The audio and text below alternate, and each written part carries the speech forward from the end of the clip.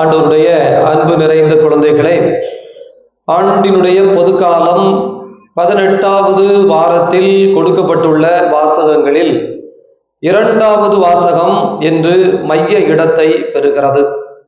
ஏனெனில் இந்த உலகு சார்ந்தவை பற்றி அல்ல, மேலுலகு சார்ந்தவை பற்றி எண்ணுங்கள் என்கின்ற ஒரு அழைப்பு நமக்கு கொடுக்கப்பட்டிருக்கிறது. எப்படிப்பட்டவர்கள் மேலுலகு சார்ந்தவற்றை பற்றி எண்ணுவார்கள் என்று அவர் பவுலே நமக்கு சொல்லுகிறார். நீங்கள் கிறிஸ்துவோடு உயிர் பெற்று எழுந்தவர்களானால், நமக்கு எப்போது இந்த உயர்ந்த எண்ணங்கள், மேலான எண்ணங்கள் எழும்பும் என்றால், கிறிஸ்துவோடு இணைந்து நாம் உயிர் பெற்று எழ வேண்டும். எனவே உயிர் பெற்று எழுதல் என்றால், உயிர்த்தெழுதல் என்றால் இறந்து உயிர்த்தல். அப்போ எதற்கு இறந்து எதற்கு உயிர்க்க வேண்டும்? பிரியமானவர்களே, உலகத்தில் எல்லா காரியத்திலும் 0வில் இருந்து 100 வரை மதிப்பெண்கள் வைத்துக் கொள்வோமே. இந்த 0 என்பது அடிமட்டம், அது தாழ்ந்த நிலை. 100 என்பது உயர்ந்த நிலை என்று எடுத்துக்கொள்வோம். எல்லாவற்றிலும் அப்படி உண்டு. நல்லதிலும் 0வில் இருந்து 100 வரை நாம் யோசித்து பார்க்க முடியும். கெட்டதிலும் 0வில் இருந்து 100 வரை யோசித்து பார்க்க முடியும். இப்ப கோபம் என்று எடுத்துக்கொள்ளுங்கள். 0 என்பது கோபத்தில் எரிச்சல் என்கின்ற ஒரு நிலை. அந்த எரிச்சல் கொஞ்சம் கொஞ்சமாக கூடிக்கொண்டே போகிற பொழுது வாய் வார்த்தையாக மாறும், பிறகு அது கை சண்டையாக மாறும், பிறகு அது குடும்ப சண்டையாக மாறும், பிறகு அது இனப்பகையாக மாறும், ஏறிக்கொண்டே போகும். எனவே ஒரு நபர் ஒருவருக்கு தீமை செய்கிறார். முதலில் ஒரு டிஸ்கம்ஃபர்ட் என்று சொல்வார்கள், இருக்க விடாமல் ஒரு தொல்லை. பிறகு கொஞ்சம் கொஞ்சமாக அது கூடுகிறது. இது 0வில் இருந்து 100 வரை எதிர்மறையாய் நாம் பார்க்கிறோம். நேர்மறையாகவும் சொல்ல முடியும். அன்பு என்பது எடுத்த உடனே 100 என்பதை நாம் புரிந்து கொள்ள வேண்டும் என்றால் 0வில் இருந்து தொடங்குகிறோம். ஒருவர் மீது ஒரு வகையான அல்லது ஒரு பொருள் மீது ஒரு வகையான நேர்மறையான எண்ணம், நேர்மறையான பார்வை. அந்த நேர்மறையான எண்ணம், நேர்மறையான பார்வை வந்த பிறகு கொஞ்சம் கொஞ்சமாக அதிலே ஒரு பற்று, ஒரு பிடிப்பு. அந்த பற்று பிடிப்பு என்பது இன்னும் உணர்வு பூர்வமாக நெருங்குகின்ற பொழுது அது அன்பு என்கின்ற வடிவத்தை பெறுகிறது. அந்த அன்பு வருகிற பொழுது அங்கே தியாகம் வருகிறது, மன்னிப்பு வருகிறது. வெறுப்பு போகிற இடத்திலே மன்னிப்பு இருக்காது. பிடிக்காதவர் எது செய்தாலும் நமக்கு தவறு. பிடித்தவர் ஒருவேளை தவறு செய்தால் நம்மால் மன்னிக்க முடியும். பிடித்தவருக்காக நாம் தியாகம் செய்ய முடியும். நம்மை இழக்க, பொருட்களை மட்டுமல்ல, ஏன் உயிரை கூட இழக்க நாம் தயாராக இருக்கிறோம். எனவே அன்பினுடைய உச்சகட்டம் இயேசு கிறிஸ்து சிலுவையில் தொங்கிக் கொண்டிருக்கிறார். பிறருக்காக. யாருக்காக? ஒரு நல்லவருக்காக என்பதல்ல. தீயவராக இருந்தாலும், தீமை செய்கிறவராக இருந்தாலும், அல்லது பகைவராக இருந்தாலும் கூட, அந்த பகைவரையும் நான் பகைவராக பார்க்கவில்லை, அவருக்காக என் உயிரையும் தியாகம் செய்வேன் என்கின்ற அன்புதான் உச்சக்கட்ட அன்பு. அப்போ எல்லா காரியத்திலும் 0வில் இருந்து 100 வரை உண்டு. எனவேதான் இயேசு சொல்லுவார், இதோ கொலை செய்கிறவர் தண்டனை தீர்ப்புக்கு உள்ளாவார் என்று உங்களுக்கு பழைய ஏற்பாட்டு கட்டளை சொல்லுகிறது. ஆனால் நான் உங்களுக்கு சொல்லுகிறேன், கொலை செய்கிறவர் அல்ல, எவர் ஒருவர் தன் சகோதர சகோதரியை பார்த்து முட்டாளே என்று சொன்னானோ அப்போதே எரி நரக தீர்ப்புக்கு உள்ளாகிவிட்டான். இதனுடைய அடிப்படை என்ன? இந்த 0வில் இருந்து 100 வரை என்கின்ற தத்துவம். இன்றைக்கு கொடுக்கப்பட்டிருக்கிற வாசகம், மேலுலகு சார்ந்தவற்றை நாடுங்கள், கீழுலகு சார்ந்தவற்றை பற்றி அல்ல என்றால், கீழுலகு சார்ந்தவை என்பது கீழிருந்து ஆரம்பிக்கின்றது. இந்த மனிதனில் எது மேலுலகு, எது கீழுலகு, எது உயர்ந்தது, எது தாழ்ந்தது என்றால் ரொம்ப சிம்பிள். எது நமக்கு துன்பத்தை தருகிறதோ, எது நமக்கு அழிவை தருகிறதோ அது கீழானது. எது நமக்கு உயர்வை தருகிறதோ, வாழ்வை தருகிறதோ அது மேலானது. மனிதனுக்கு என்ன நினைப்பு இருக்கிறது என்றால், இந்த உலக செல்வங்கள் தானே எனக்கு வாழ்வு தருகிறது. பணம், பணத்தினுடைய முக்கியத்துவம் உங்களுக்கு தெரியுமா? செல்வம் சேர்ப்பதனுடைய அவசியம் உங்களுக்கு தெரியுமா? ஏனென்றால் வீடு வேண்டும், உடுக்க உடை வேண்டும், நல்ல உணவு வேண்டும், நோய் வந்தால் நல்ல மருத்துவமனைக்கு போகின்ற சூழல் வேண்டும். ஒரு திருமணம் முடித்து கொடுத்தால் இந்த உலகம் பெருமை பாராட்டுகிற அளவிற்கு நல்ல நகை நட்டுக்கள் போட்டு இதோ சீர் சிரத்தி எல்லாம் செய்து ஆடம்பரமாக செய்ய வேண்டும். அப்போதுதானே அவனுக்கு வந்த வாழ்வை பாரையா, எப்படிப்பட்ட ஆளு, என்ன வாழ்வு! சொகுசு கார் தான், சொகுசு பங்களா தான், சொகுசு ஏசி தான், அந்த இதுதான் உலகத்துல. அவன் செல்போனை பார்த்தாலே எப்படி இருக்கும் தெரியுமா? அவன் ட்ரெஸ் ஒரு நாளும் கசங்கி இருக்காதியா, எப்படித்தான் போடுவானோ, எப்படித்தான் எடுப்பானோ, பப்பா பப்பா பப்பா என்று அவனுக்கு வந்த வாழ்வை பார் என்கின்ற வசனம் யாரை பார்த்து இந்த உலகம் சொல்லும் அப்படின்ன உடனே நம்ம புத்திக்குள்ள மேல இருந்து கீழே வரைக்கும் கடன்னு. ஆனா உண்மை அதுவா? பிரியமானவர்களே, உண்மை என்ன என்பது அறிவின் வெளிச்சத்தில் வரும். அறியாமை அறிந்து கொள்ளாது. ஒரு முறை நாங்கள் ஒரு இடத்திலே ஒரு பேப்பரை எடுத்து காட்டினோம். இதில் என்ன தெரிகிறது என்று. அந்த பேப்பரை பார்த்தீங்கன்னா இப்படி டிசைனா கோடா போட்டிருந்தது. எனவே சொன்னார்கள், இதோ பாருங்கள், நீங்கள் படம் வரைந்திருக்கிறீர்கள். என்ன படம்னு தெரியல. சரி, இதை என்னன்னு சொல்லுவீங்க? பென்சிலால் சில கோடுகள் போட்டிருக்கிறீர்கள். இதுதான் எல்லோரும் சொன்னது. அப்போ அங்கே நாங்கள் அந்த சீன மொழி எழுத்து வடிவம் கொண்ட ஒருவர் அறிந்தவருக்கு ஏற்கனவே இன்டர்நெட்ல போட்டு எடுத்து கொடுத்திருந்தோம். ஏன்னா அந்த எழுத்து மேல இருந்து கீழே டிசைனா இருக்கும். ஒரு சிலர் இது ஏதோ ஒரு நாட்டு எழுத்து போலும் தெரிகிறது, ஆனால் என்னவென்று தெரியவில்லை, இப்படி எல்லாம் சொன்னார்கள்.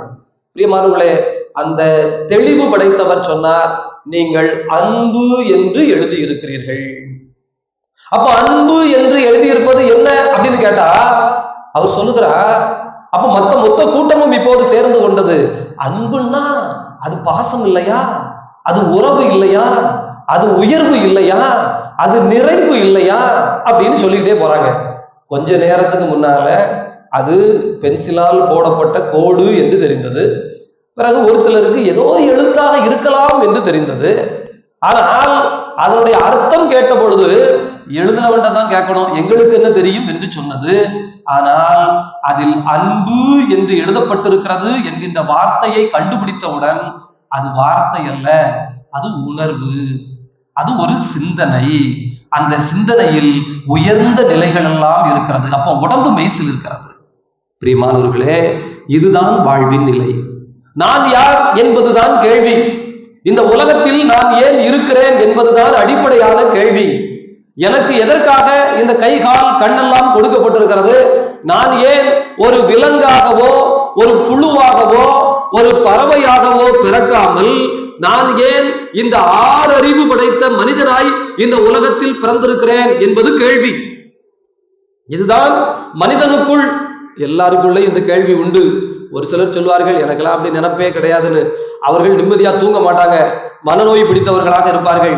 நிம்மதி இழந்து வாழ்விழந்து புலம்பிக் கொண்டே அழுது கொண்டே எப்போதும் ஒரு ரெஸ்ட்லெஸ்னஸ் என்று சொல்வார்கள், ஒரு பதட்டத்திலும் பரபரப்பிலும் அல்லது ஒரு வகையான எரிச்சல் மனப்பான்மையிலும் இருப்பார்கள். எவன் ஒருவன் தன்னை உணர்கிறானோ, தன்னறிவு பெறுகிறானோ, அவன் சமாதான நிலை அடைவான், சாந்த நிலை அடைவான்.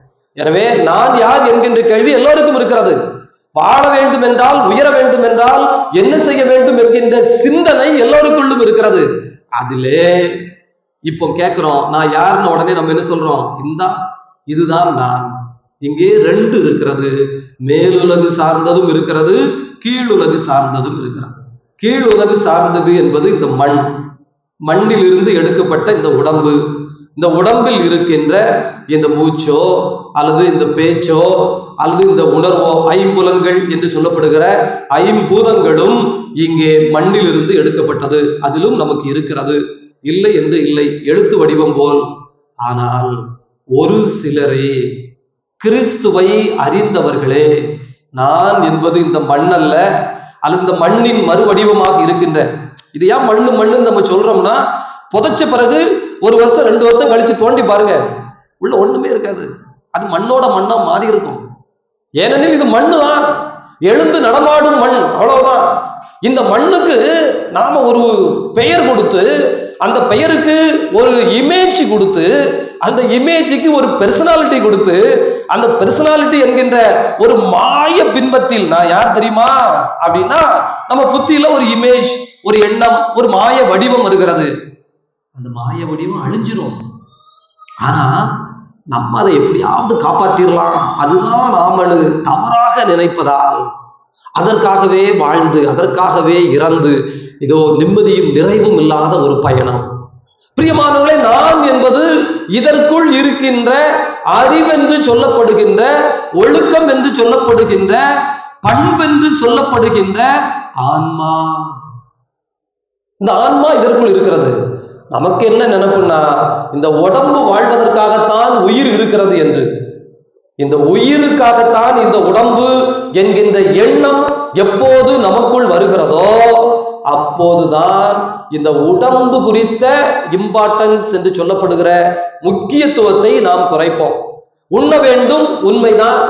ஆனால் 1000 ரூபாய் கொடுத்துதான் உணவு உண்ண வேண்டுமா என்பது கேள்வி. உடுத்த வேண்டும், உண்மைதான். ஆனால் இதோ பெரிய பெரிய விலை கூடி அதற்காகவே உழைத்து கஷ்டப்பட்டு இதோ பெருமைக்காக என்று உடுத்த ஆரம்பிக்கின்ற பொழுது அங்கே சிக்கல். ஒரு காரியத்தை செய்ய வேண்டும், மாற்று கருத்து இல்லை. ஏனெனில் இதுவும் இருக்கிறது, இதை தூக்கி தூரம் போட சொல்லல. ஆனால் உனக்கு எதற்கு முக்கியத்துவம் கொடுக்க வேண்டும் என்பது தெரிகிறதா? எது முதன்மையானது என்பது புரிகிறதா? முதன்மையானது என்பது உள்ளிருக்கிற ஆன்மா என்றால், இந்த உடலை கொண்டு ஆன்மாவை சம்பாதிக்க வேண்டுமா, உயிரை கொண்டு இந்த உடம்பை சம்பாதிக்க வேண்டுமா? நாம் உடம்பை உயிரை செலவழித்து இந்த உடல் சார்ந்த அந்த உலகு சார்ந்த எல்லாமே வரும். இந்த ஐம்புலன்களுக்காக இந்த இமேஜை, நான் போகிற இடத்தில் எனக்கு முதலிடம் வேண்டும், எனவே எனக்கு பட்டம் வேண்டும், படிப்பு வேண்டும், அல்லது பதவி வேண்டும், அதிகாரம் வேண்டும், அல்லது நல்ல நகை நெட்டு பணம் பொருள் எல்லாம் வைத்து மேக்கப் எல்லாம் போட்டு நம்ம பெருசா ஆடம்பரமா போனா என்னை மதித்து முதல் இடத்தில் வைப்பார்கள். எல்லாமே இதோடு சேர்ந்து விடும். ஆனால் எனக்குள் இருக்கிற ஆன்மா, எனவேதான் இயேசு சொல்வார், ஒருவன் உலகமெல்லாம் ஆதாயமாக்கி விட்டாலும் உள்ளிருக்கிற ஆன்மாவை, அன்பை, அமைதியை, சமாதானத்தை, உள்ளிருக்கின்ற அந்த ஆன்ம நிறைவை பெற்றுக்கொள்ளவில்லை என்றால் என்ன புண்ணியம்? அவனுக்கு எது வந்தாலும் நிறையாதே, எது கிடைத்தாலும் வாழ்வாகாதே. அந்த ஒரு நிமிஷம் மேல தூக்கி வச்சாச்சு, அப்படி பெருசா ஆடம்பரமா பார்த்தாச்சு, எதுக்கு யாரோ ஒருத்தருக்கு ஏதோ ஒண்ணு கிடைக்குது, உள்ள உடனே பொறாமை வந்துவிடும். அடடா, நான் தான் பெரிய ஆள்னு நினைச்சேன், என்னை விட பெரிய ஆள் எவனோ ஒருத்தர் இருக்கானே, அப்ப அவனை அழிக்கணும், பகை வந்துவிடும். பொறாமை, பகை. பிறகு அது உள்ள கொஞ்சம் கொஞ்சமா வஞ்சகமாக மாறும்.